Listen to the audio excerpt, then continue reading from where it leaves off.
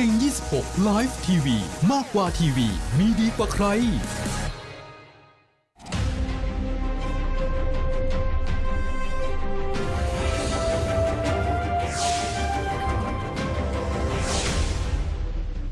สนับสนุนโดยใหม่กาแฟเอมเพรสโซ่ดับเบิลช็อตหอมเข้มเต็มช็อตทุกวันดีออกไซด์ไม่มีน้ำตาลดีออกไซด์ยาเม็ดแก้ท้องอืดท้องเฟ้อไซเมติโคนดีออกไซด์มีทั้งรสมิ้นท์และรสส้มชูการ์ฟรีอ่านคำเตือนในฉลากก่อนใช้ยากะทิชาวเกาะเข้มข้นหอมมันที่หนึ่งในใจคนไทย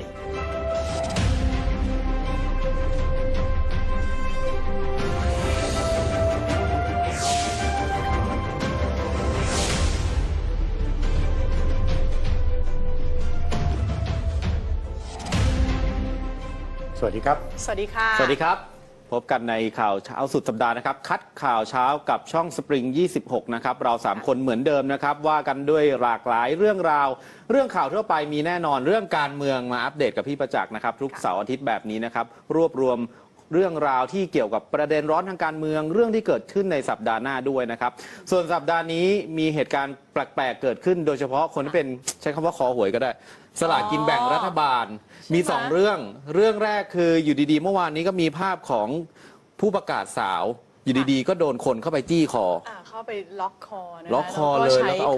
ไขควงไปจี้เป็นรอยแผลเลยนะครับแล้วก็ตกใจปรากฏว่าไล่ไปไล่มาเขาบอกว่าเขามีปัญหาเคยไปร้องเรียนปัญหาชีวิตของเขากับตำรวจแล้วไม่มีใครสนใจนะอีกเรื่องหนึ่งที่น่าสนใจเกี่ยวกับสลากกินแบ่งรัฐบาล